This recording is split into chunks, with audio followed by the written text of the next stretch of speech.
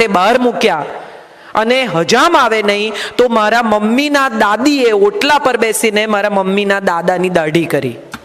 હું એ પરિવારમાંથી આવું છું, એટલે હું રિબેલ છું, એમાં કંઈ બહુ નવાઈ નથી, આ ડીએનએ છે. પણ જે વાત મારે કરવી છે એ કરવી છે કે ન્યાત બહાર મૂકે અને મારા નાનાજી ને મારા નાનીના લગ્ન થઈ ગયેલા, પણ હજી આણું કરેલું નહીં.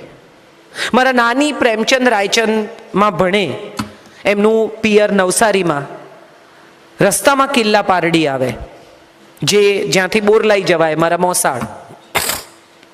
મારા નાનાએ એક પત્ર લખ્યો કે ન્યાતવાળા તને અને મને ભેગી નહીં થવા દે. પરણેલી પરણેતર છે, કોઈ ચોરી ગુનો નથી. હું બીજાને પરણીશ નહીં ને તને કોઈ પરણશે નહીં. જો આપણે સાથે રહેવું હોય તો પારડી સ્ટેશને ઉતરી જજે તું, જ્યારે વેકેશન પડે. પ્રેમચંદ રાયચંદ સ્કૂલમાં, ટ્રેનિંગ સ્કૂલમાં પીટીસી કરતા તમારા નાની. પારડી ઉતરી જજે, હું તારી પ્રતીક્ષા કરીશ. સાહેબ, આ વાર્તા સાંભળજો, અને દાંપત્યનો આવો દાખલો જો આપણે આપી શકીએ ને તો હું માનું છું જીવન સફળ છે. હવે કઈ તારીખે વેકેશન પડે ને કઈ તારીખે જવાની આવી ખબર નહીં, એટલે એ રોજ જાય, રોજ સ્ટેશને ઊભા રહે. અમદાવાદથી આવતી 4 ગાડીઓ પસાર થઈ જાય પછી ઘેર જાય. અને આવું એમણે 12 દિવસ કર્યું. 12મા દિવસે મારા નાની ઉતર્યા, મંગળાબેન એનું નામ. લગ્ન કરીને આણું નહીં કરેલું, વહુને ઘેર લઈ આવ્યા અને કાગળ લખી દીધો કે મેં એને પારડી ઉતારી લીધી છે, એની ચિંતા કરશો નહીં. કટ ટુ સિનેમામાં જેમ આવે એમ. વર્ષો પછી અમે બધા છોકરાઓ 8-10 વર્ષના યાદ રાખી શકીએ એવડા. અને દાદાજી કંઈ પણ વાતમાં ગુસ્સો કરે, મારા નાના, જેને અમે બાપુજી કહેતા, એ કંઈ પણ વાતમાં ગુસ્સો કરે એટલે મારા નાની એમ કહેતા કે આવું વઢવા માટે 12 દાડા ઊભા રહ્યા હતા.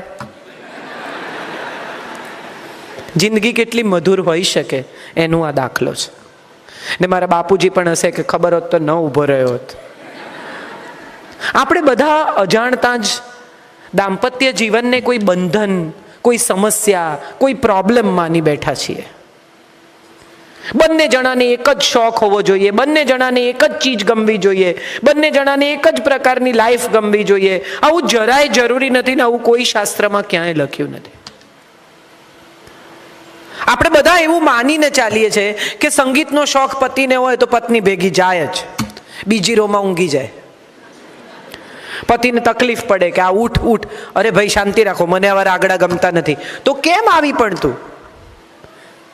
પણ પત્નીને એવો ભય છે કે જો હું નહીં જાઉં તો ક્લાસિકલ મ્યુઝિક ગમતું હશે એવી કોઈ બીજી છોકરી એમને ગમી જશે.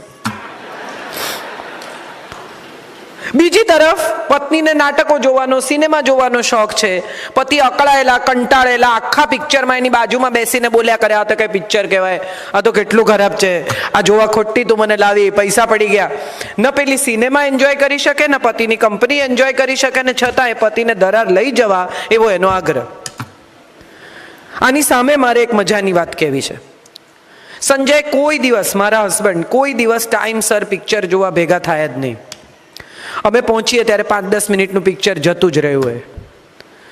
1-2 વાર ટિકિટ ફાડી નાખી, ઝઘડા કર્યા, સિનેમા થિયેટરના ઓટલા પર બેસી ગઈ, આવું બધા ત્રાગા કર્યા પછી મને એવું સમજાયું કે આમાં કંઈ ફેર નહીં પડે. એટલે મેં એવું નક્કી કર્યું કે હું બધા પિક્ચર એકલી જોઉં. મને બહુ જ ગમે છે હિન્દી સિનેમા, એટલે હું બધા સારા ખરાબ જે આવે જોઈ જ કાઢું, એને નથી ગમતા. એક દિવસ હું લિફ્ટમાં ઉપર જતી હતી સિનેમા જોવા માટે, તો વોચમેને મને, પેલા લિફ્ટમેને મને પૂછ્યું, કેમ કે રોજ જુએ એક ટિકિટ સાથે ઉપર ચડું જ્યારે બી જાઉં ત્યારે, તો મને કે આપ સબ પિક્ચર અકેલી દેખતી હે. એટલે એણે નોટિસ કર્યું હશે ને કે આવા બેન આ પિક્ચર જોવા દર વખતે આ બાઈ એકલી જ હોય છે. એટલે મેં એને કહ્યું, હા ક્યું? તો કે અકેલે कैसे देखा जाए? એટલે મેં કીધું સબ દેખતે તો ઉધર ही है, एक दूसरे के सामने कहाँ देखते हैं? સત્ય તો આ જ છે, તમે બધા જુઓ છો તો સામેની બાજુ, બાજુમાં કોણ બેઠું છે એની સાથે તમને ફેર શું પડે? પણ આપણો આગ્રહ, હઠાગ્રહ, દુરાગ્રહ એ છે કે મને ગમે એ તમને ગમવું જ જોઈએ, હું એન્જોય કરું એ તમારે કરવું જ જોઈએ.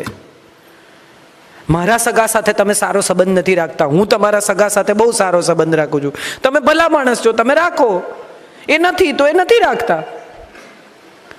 આમાં આપણે શેને માટે દરેક વાતે ત્રાજવા લઈને ઊભા રહી જઈએ છીએ કે હું આટલું કરું તો તમારે આટલું કરવું જ પડે, ભારોભાર તોલી આપો, બાકી નહીં. અને ભારોભાર તોલે ત્યાં સુધી તો વાંધો નથી, ઘણાને તો નમતું જોઈએ કે હું કરું એનાથી વધારે તમારે કરવાનું.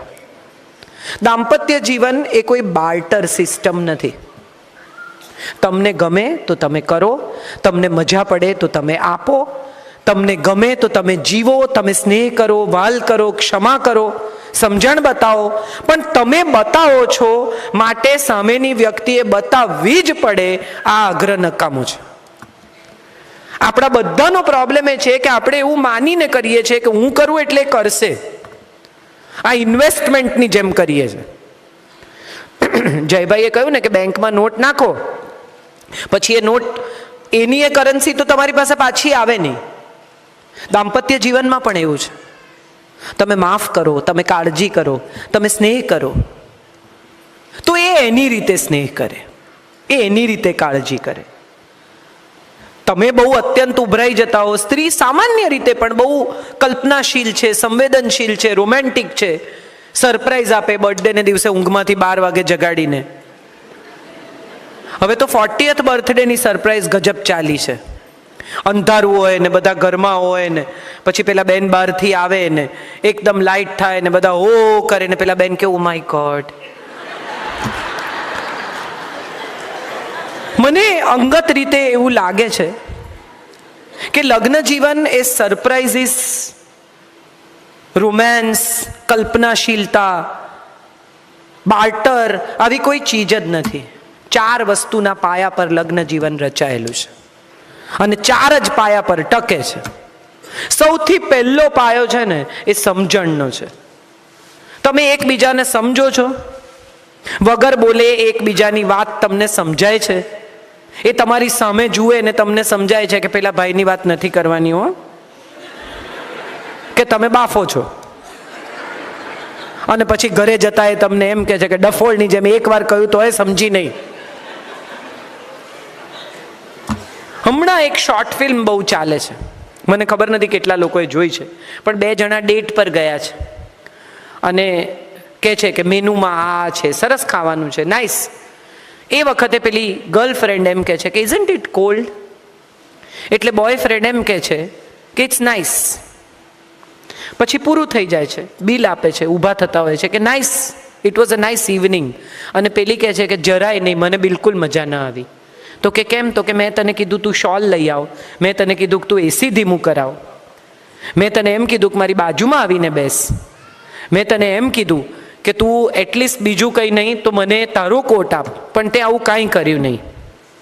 તો પેલો કે આવું તે ક્યારે કીધું? આવું તો તું બોલી જ નથી. તો કે કેમ? મેં તને ન કીધું કે ઇટ ઇઝ કોલ્ડ?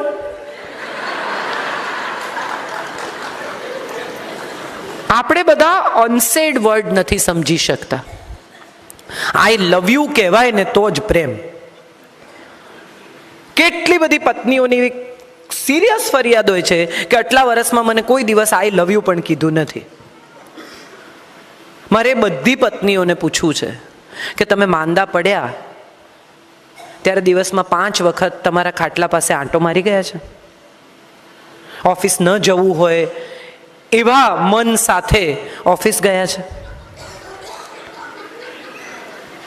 બધા એકબીજા સાથે વાત કરે છે કારણ કે બધાને સમજાય છે કે આ હારી કહે છે સાચું.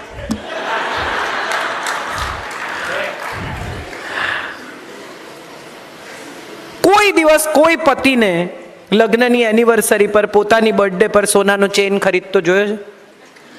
હા કે ના? હા કોણ કહે છે? મારે સાંભળવું છે. જીતવાનું નહીં. હું હંમેશા કહું છું કે જેની સાથે જીવવાની ઈચ્છા હોય ને એની સાથે જીતવાની જીત છોડી દેવાની.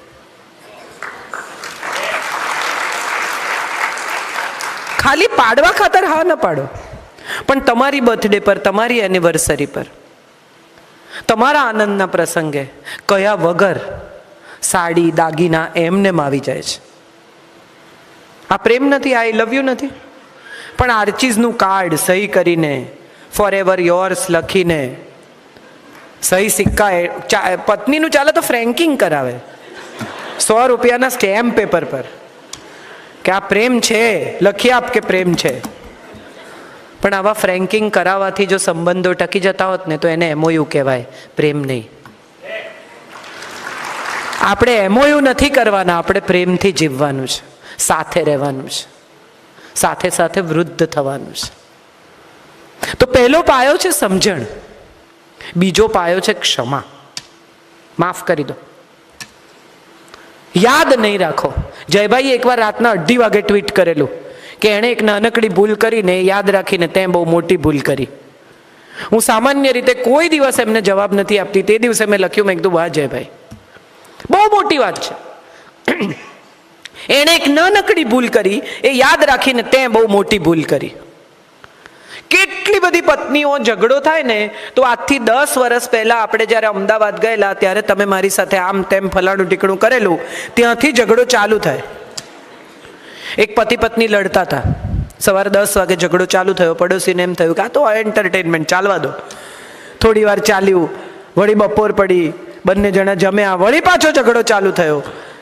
આ તો પોરા ખાઈને કરે ને, પતિ પત્નીના ઝઘડા પોરા ખાઈને થાય. ખાઈ પીને સુઈ જાય, પાછા ઉઠીને લડે. તો રાતના 10 વાગ્યા. પડોશીઓને એમ થયું કે હવે ઘણું થયું. એટલે એક સમજણવાળા ભાઈ, જરાક શાંત સ્વભાવના, ચંદ્રકાંતભાઈ જેવા, બાજુમાં ગયા અને જઈને પૂછ્યું કે ભાભી થયું શું? એટલે પત્ની ખીજાઈ ગઈ ને એણે કહ્યું કે સવારે 10 વાગ્યાથી ચાલે છે, અત્યાર સુધી કોઈને ખબર હોય કે તેમાંથી ચાલુ થયું? સમજાશે ધીમે ધીમે. આપણને એ પણ યાદ નથી કે આપણે કઈ વાતે લડી રહ્યા છીએ. મુદ્દા પ્રસ્થાપિત કરવા એ દાંપત્ય જીવન નથી. માફ કરી દો, ગમે તેવી મોટી ભૂલ હોય. ઘણી પત્નીઓ કહે કે માફ કરીએ ને એટલે ટેવ પડી જાય, પછી કરી તો જુઓ, પછી સમજાશે. એનામાં પણ માણસ તો છે ને, એને પણ સમજાય છે કે આણે મને માફ કર્યું છે. દરેક માણસ એટલો નફ્ફટ, એટલો બેજવાબદાર, એટલો ખરાબ નથી હોતો. અને અહીંયા મારે જે વાત કરવી છે એ કરવી છે કે મમ્મીઓ બધી છે ને, એટલે છેક મારા દાદીના સમયથી મારા પપ્પા અને મારા પપ્પાના સમયમાં હું ને બધા મમ્મીઓ એવું માનીને ચાલે છે કે દીકરો મારો ને બહુ નકામી. એટલે મમ્મી સામાન્ય રીતે એવી ફરિયાદ કરે કે તારી વહુ આમ કરે છે ને તારી વહુ તેમ કરે છે. પુરુષ માટે બહુ ડિફિકલ્ટ છે કે તારે ડાબુ ફેફસું જોઈએ છે કે જમણું, બોલ. આવું તમે કોઈને પૂછો તો એ કેવી રીતે મેનેજ કરે? તમે કોઈને એમ પૂછો કે તને ડાબી આંખ ગમે છે કે જમણી, એક રાખવાની છે. આવો સવાલ પત્ની અને માં બંને પુરુષને સમયાંતરે પૂછે છે. ઘરનો કમાતો પુરુષ સાંજે ઘરે આવે ત્યારે ઘરમાં કિલ્લોલતું, આનંદદાયક, મજાનું વાતાવરણ હોવું જોઈએ. એ લક્ષ્મી લઈને આવે છે, ધન લઈને નહીં. જે ઘરોમાં સાંજ સરસ હોય ને એ ઘરમાં ધન લક્ષ્મી બને છે, બાકીના ઘરોમાં ધન રહી જાય છે. ક્ષમા કરો એટલે માત્ર પતિને કરો એવું કહેવાનો મારો ઈરાદો જ નથી. ક્ષમા કરો એટલે સમગ્ર એ વ્યક્તિઓને ક્ષમા કરો જેને તમારા જીવન સાથી ચાહે છે. આ પતિ ને પત્ની બંનેની વાત છે. પત્નીના ભાઈએ કંઈ અપમાન કર્યું, તમને એમ કહ્યું કે તારી પાસે કેટલા પૈસા છે, મારી પાસે આટલા પૈસા છે, ચાલો હવે આજથી જુઓ ગાંઠ વાળી છે, પત્નીને પિયર નહીં મોકલવાની, રાખડી બાંધવા નહીં મોકલવાની, જોઈ લે હું તને શું કરી શકું છું. એ તો નહીં જાય, રડીને રહી જશે. પણ એના એક એક આંસુમાં જે ફરિયાદ છે ને એ ફરિયાદ તમને ફરીને યાદ આવશે. ક્ષમા કરી દો. એ એના ભાઈને ચાહે છે, એનો ભાઈ કદાચ તમને નથી ચાહતો. It's okay, it's all right. બધાએ બધાને